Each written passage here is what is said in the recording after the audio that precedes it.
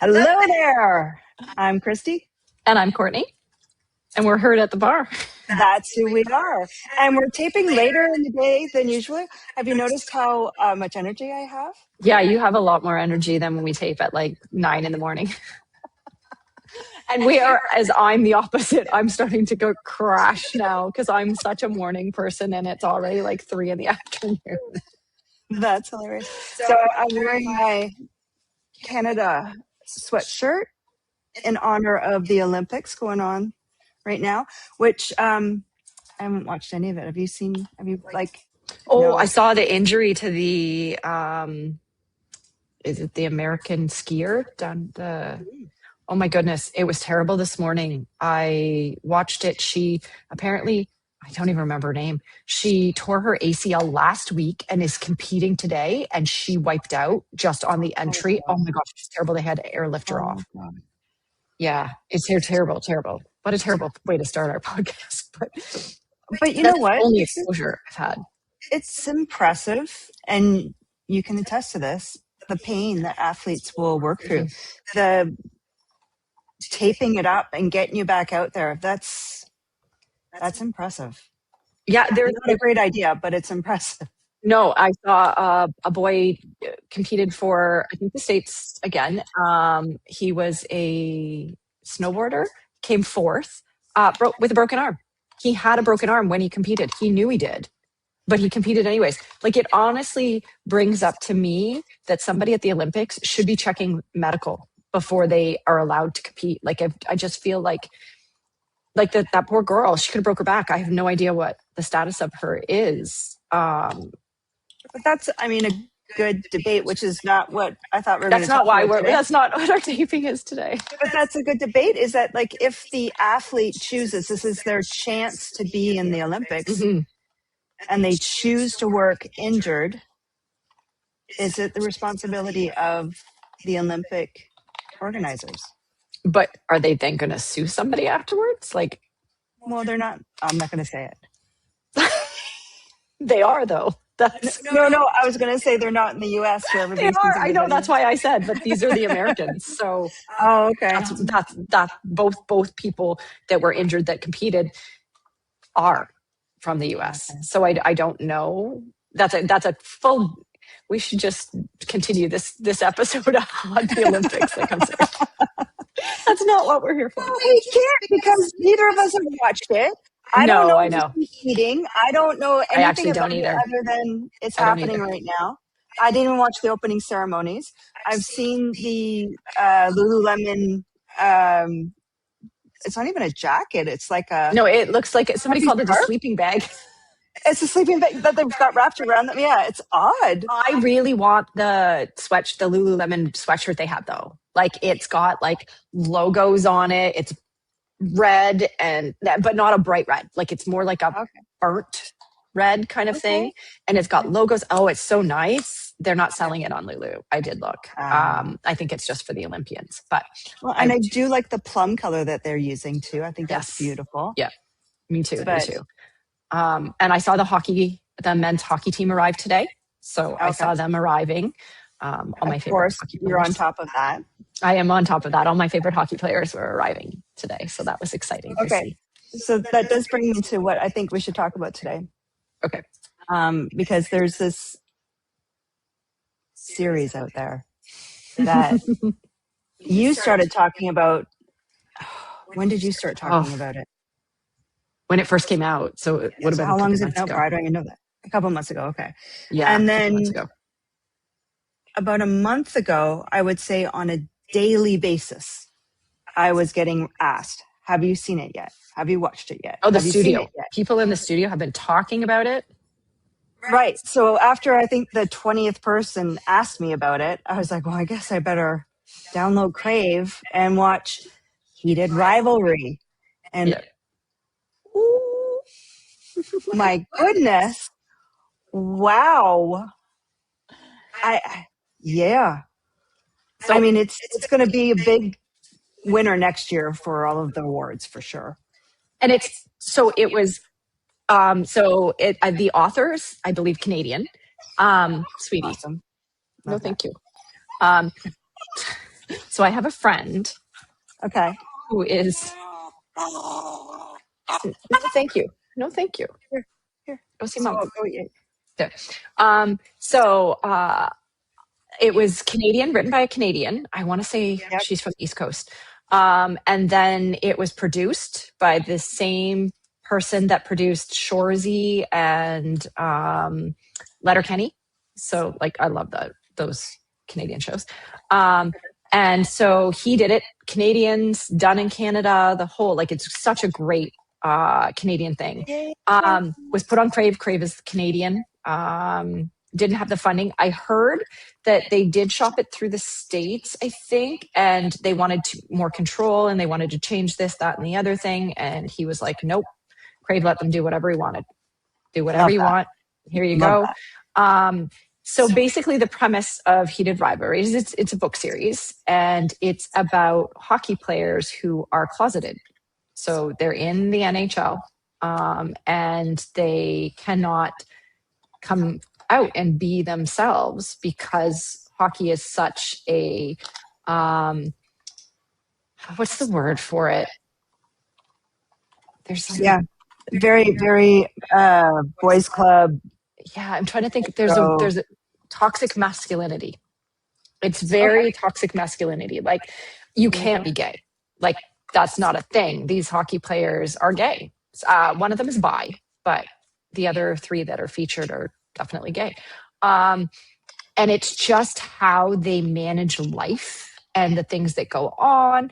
But I think women love this series because it's romance without the masculinity, like the toxic push-pull kind of thing. Like, right, because they're both at the same level in their career. They're both financially at the same position. Yep, They're exactly both the same. strength-wise, Yep. like their physical skill, their physical ability is at the same. So there's no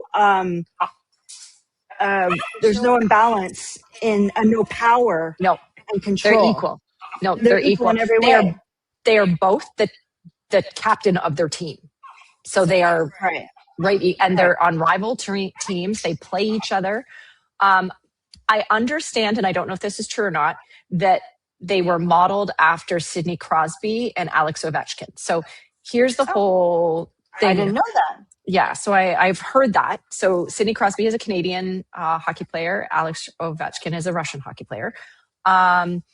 So they've done both like commercials and stuff together. Oh yeah, they've done so much, and they both were not married for a really, really long time. So Sidney Crosby just got engaged. They was with his partner for 11 years, I think. They just got engaged. Alex Ovechkin, I think, got married a couple of years ago, but both of them, same thing. Like, they're now in their late 30s, I think. So they've both been in the league a really long time. So I think they were the eligible bachelors. So the idea was like, maybe they're like, oh, okay. Yeah. So I think that's when she wrote it. It was something like that. And I don't know if that's true or not, but I have seen this on TikTok. So when it first, was on TikTok, yeah, it's got to be true, right? Be true.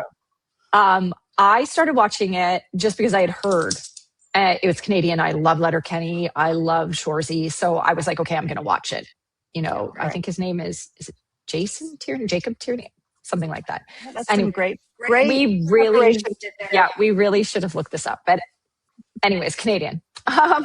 And so I was watching it and I told my daughter, oh my God, you should watch this. So you told her to watch it? Yeah. Yeah. I told her to watch it. I was like, you should totally watch this. And we have a Russian hockey player that lives at our house. Obviously, I've talked about that before. Did you watch it with her? He wouldn't watch that to save his life. No. Did you watch it with Neve together? No, she won't. No. Okay. Yeah. Okay. Good. No. Right. I support that. Okay. No. I told her to watch it. I can't even remember, but I gave her a warning. Like, I was like, you should watch it, but warning. So she was like, no, I can't watch it because I'll never be able to look at Max. She's like, I won't be able to look at him in the face if I see this, right?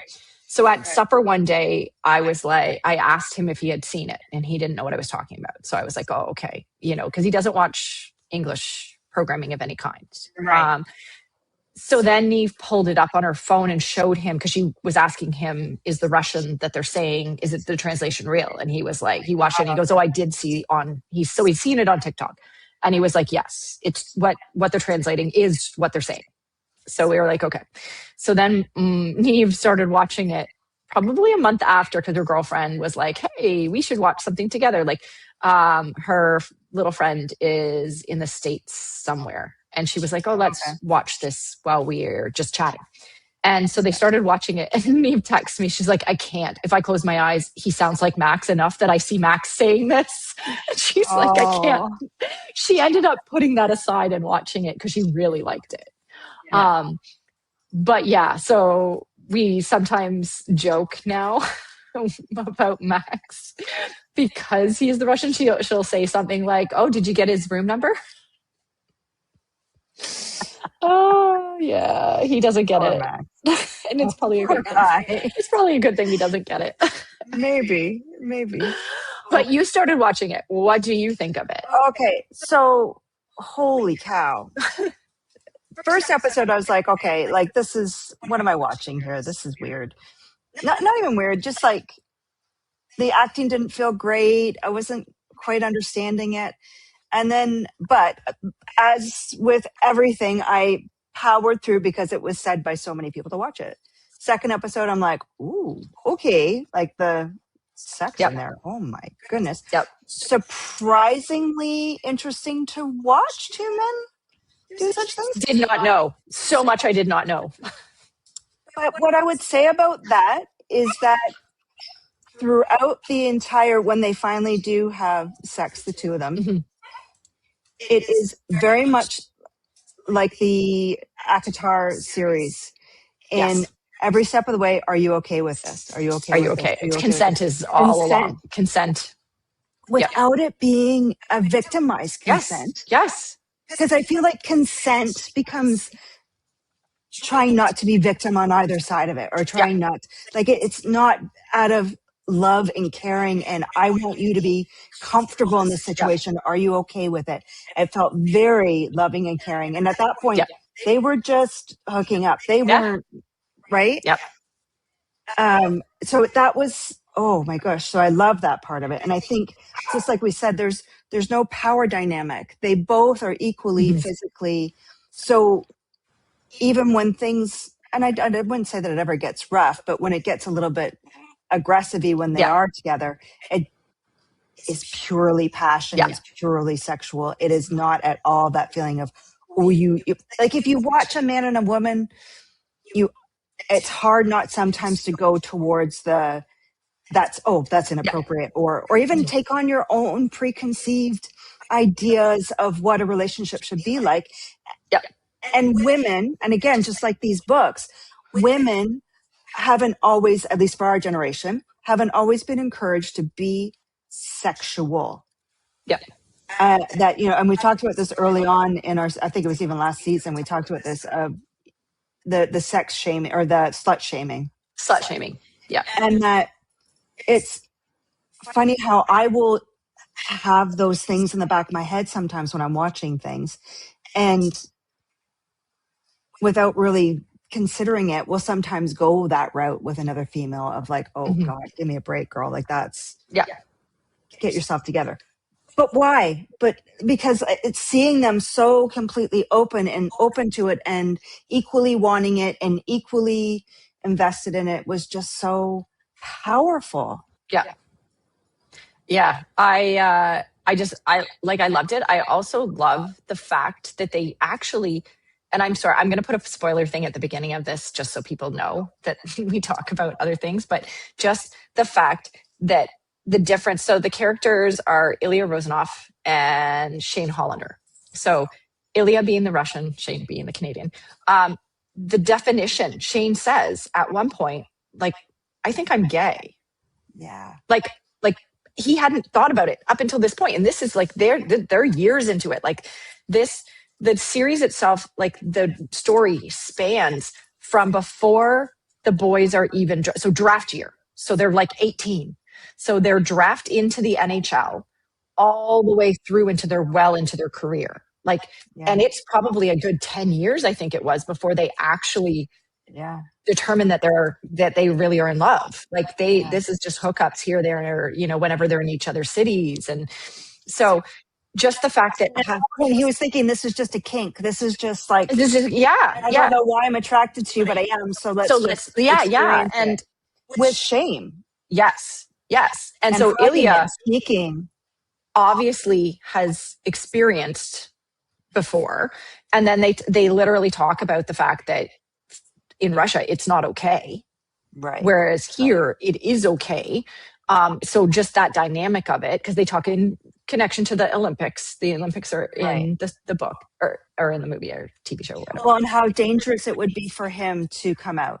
And they make a comment about the figure skater too, like the Canadian figure skater who is clearly gay, that they're saying, you know, he is brave to come to Russia because the Olympics were being held in Russia at the time. Exactly. He is so brave. Like seeing how when they were in the US or in Canada, Ilya, right? The Russian, Russian, he was so open with it. Yeah. He didn't worry about it. And the Canadian was like, oh God, not here, and was a little bit more protected.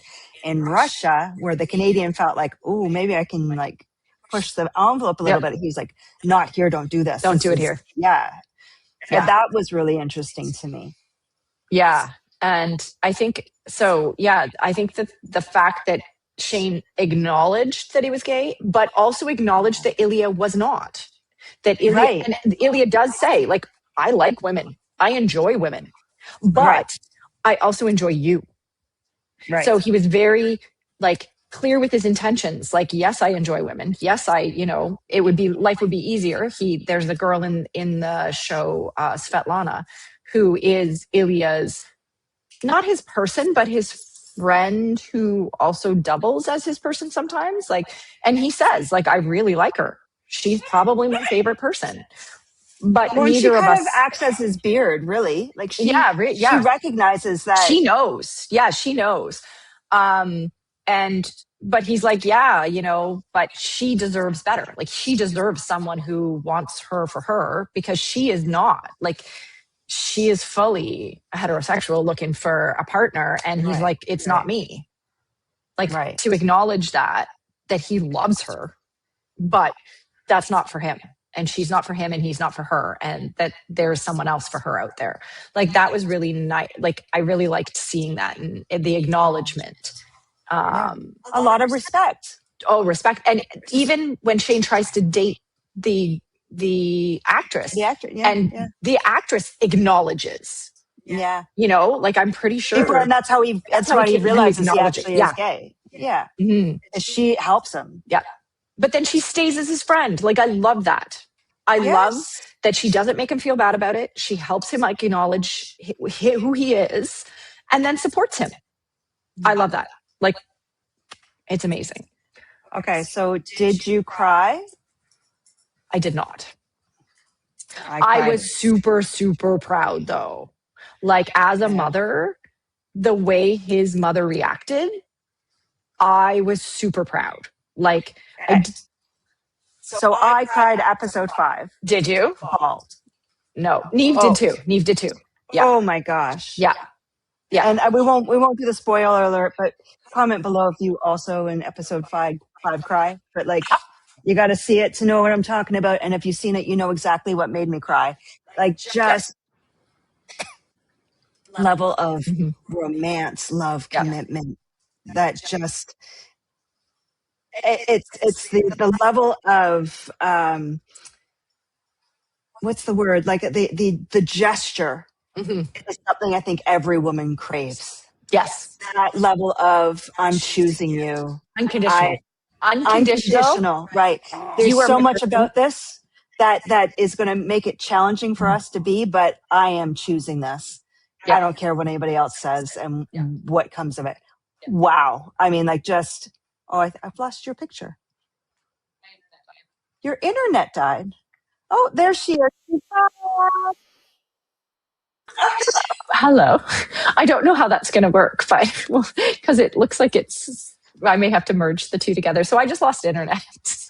Okay. And I'm literally sitting across from Kristy, and she didn't lose it. I did not lose internet. It looks like it hasn't changed the time on my end. Oh, no, No, we're at 20. mine's at 17. Okay, start over Yeah, again. we're restarting again. So I'll just try to connect them too.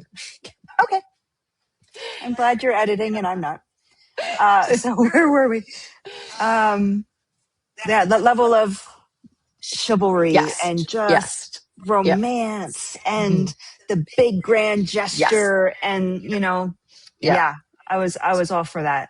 And then yes, in the last episode I cried as well, because it was just when you see that level of despair and shame in yourself or in someone, they finally release it and it is accepted with love and respect. It is the most beautiful thing ever. And I hope that this is yet another step in life being easier for those who are not choosing the, I'm doing air bunnies, normal route, the I don't know, like anymore what we even call it, but like the traditional route. Like I don't know. Like I was very encouraged. I watched a thing. I can't remember if it was on TV or on social media, but it was Gary Bettman from the NHL basically not denying this series, like being like, yes, like I'm pro this series, because that's a big step for the NHL to take.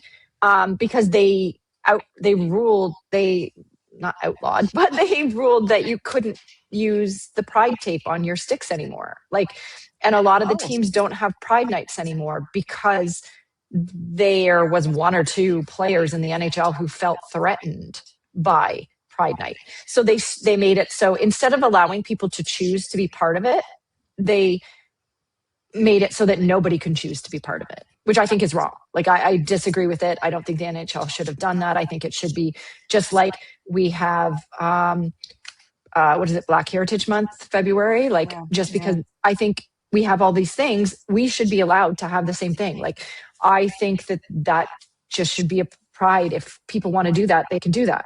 They should be allowed to tape their sticks multi-level, like whatever, multicolors. Like I don't think that should be against it, but because one or two players, I think the Kachuk brothers too, like I'm not a fan of those boys, but they came out against Pride Night. And because one or two loud people came out against it, suddenly the NHL is like, hands off. Nope, we're not allowed to do this anymore. And I don't think that's fair. I'm grateful that my algorithm is showing me all of the positive outcomes of this. I don't think I've seen any negatives from it. What I find just so sweet is the couples, the boyfriends and girlfriends, heterosexual couples that are watching it together. And, oh my God, I love that. And the male partner to the female partner is as emotionally invested in it as the female partner is. I love the videos of the group of people watching the I'm coming to the cottage. Oh my God. I absolutely love the edits they're doing of come to my cottage. Come to my cottage. We'll have so much fun. Yeah. Like just the jumping off as if they scored a goal. Yes. Jumping off the couch and screaming and just like besides themselves. Oh my God. Like I kind of wish I'd watched it with somebody. Well, and it's funny because Max, we were in the car and this is the only thing he's ever mentioned of it, is apparently the song that has been playing on the show is actually a Russian music group.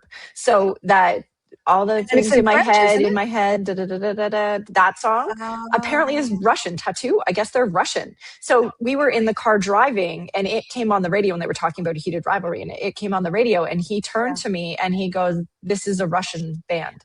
And I said, "What?" And he goes, "This is Russian. These people are Russian." And he's like, "I like this song." And I was like, "Oh, this is the Heated Rivalry song." And I was like, that's just so great that they made that connection, right? By using a Russian band in this to bring it all together. Like, I love that. And apparently there's a season 2, so that's exciting. And they'll be doing it in Canada. I think season 3 as well. I think Yeah. So that's what I heard. Funny thing, one of my friends that we used to have a book club. So actually, Julie, she's the one that got me into ACOTAR. So she and Kyla got me into ACOTAR. So I used to work with them at Western.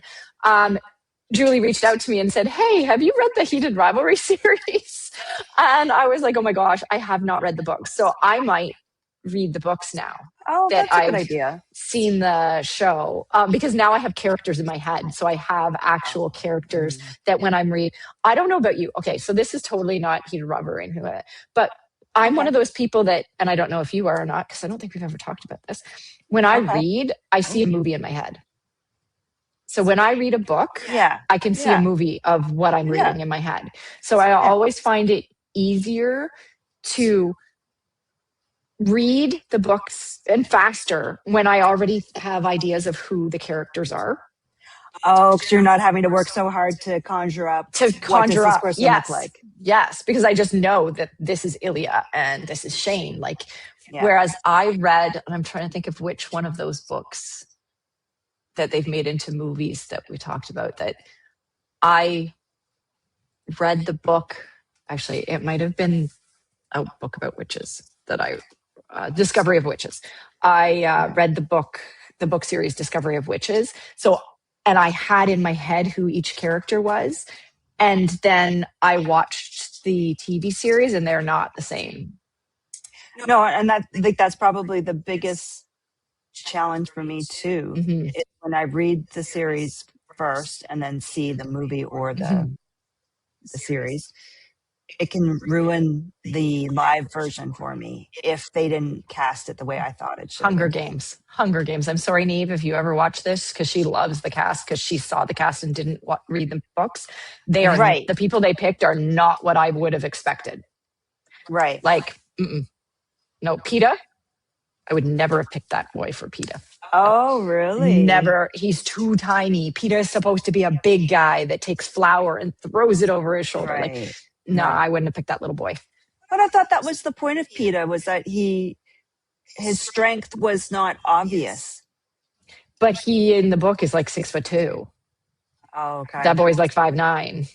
I immediately was like, oh, he's supposed to be like the baker's son, who's like this big. Yeah. So basically, who they picked for, I forget the other boy's name. Liam Hemsworth, whoever he played. Gale. Yes. That is what PETA was supposed to be like. Oh. In the book, anyways, the way they described him. Okay. So, yes, I was very disappointed. But my daughter loves PETA and loves Josh Hutcherson. So that one I watched before I read. Oh, okay. Yeah. And I'm trying to think what it was that I read before I watched, and it like ruined the watching for me. Twilight. Oh, you know what? Twilight. I read Twilight before I watched it. Same. I read it, and they did not cast it as I would have. Yeah. And the other one for me was It Ends With Us. Oh, I did not read the books. So it was just the End With Us that they've done so far in the movie format. But and I can't remember the name of the characters, but like the doctor, boyfriend, not what I pictured. I pictured him to be bigger, more like brawny. Yeah. But even then, I would say that book, that movie, I was disappointed which I think was some controversy around it. In the book, they really talk about the victim, the abused, and how when you're in it, you really understand how when you're in it, you don't recognize you're in it. Don't recognize you're in it. Yeah. And it's very easy for somebody on the outside who's not experienced it to judge and think, how could you put up with that? Why would you stay in that? Exactly. And in the book, I felt that they really captured that nicely. And I don't think they did in the movie. Yeah. Yeah. I'll have to read that series. I haven't read that series. Yeah. Yeah. But I mean, well, if you guys have a series that we should read, please post below. Let us know. It doesn't have to be smut. It does not have to be smutty. No, it could just be a good series. Because up until ACOTAR, I did not read smut. I read mostly it was historical fiction, because then I'd learn something, because it would be an interesting story around something that actually happened, and then I'd have a better understanding of history. Because Discovery Witches is like that. It takes you back and you learn about people and it's fictional, as in you learn about actual people in history, and then they kind of throw in this supernatural part of it. Sorry, I missed the beginning of that. What did you say? I must have blacked out. What is like that? Discovery of Witches. Discovery. Oh, okay. The book you were talking about earlier. Yeah. Totally, what? I don't know where I went for a second there, but I was like, what are you talking about? Okay, no. Discovery Witches. Discovery Witches. So that's that was one series that Kyla and Julie and I read. How many books are in that series? 3 or 4. There's 3 or 4 big books, and then they have a TV series that they did after that. It's British. Yeah. The TV series is British. Oh, okay. So, I'm trying to think of what other book series that I've read. So I usually read I like things about witches. I like those types of things. I like supernatural. I like elves. Oh, I think Holly Black. Did you read I've read a bunch of Holly Black books too that are about elves and stuff. Did you read the Blood and Ash series? Oh yes, I've read one of those series. I get them all confused, but yes, I have read. Yeah, because you're supposed to read them in a certain order, because it kind of goes in and out. And I have 2 different halfway read through. Yeah. There is, but that author has a new series coming out that I was waiting for the new book to come out, because there was one book she wrote and I read it 3 times. I liked it that much. Oh, wow. Yeah. Yeah. So I was waiting for and I don't remember if it comes out. It might come out this month, because I think in my head I was thinking it comes out for my birthday. So, but just in time. Just in time. But I think that we're all talked out about this, but this is Courtney's polite way of saying, I'm getting tired now and I don't want to do this anymore. And we're done, Kristy. I love this dynamic switch. We're going to tape at 3:00 in the afternoon more often. Because I would also classify myself as a morning person, because I usually up. You are, yeah. Right? Yeah. But I like to be slow moving in my morning. I like to have my have my breakfast, do a little putter. And then by 11, 12, then I'm okay. Right when it comes to the weekend. During the week, I'm up and out and go. Yeah. But I'm usually the most productive around the house in the morning. Yeah. So but this is hilarious. Okay. Well, Courtney needs to go home and have a nap. So we're just gonna end it there. Thank you all for listening and being a part of the Herd at the Bar community. And if you haven't watched it, go watch Heated Rivalry. I haven't drank, I promise. And report back to us. Tell us what you think. All right. Are you now a fan? Yes. Thanks, guys. Okay. Thank you. Have a good one. Bye.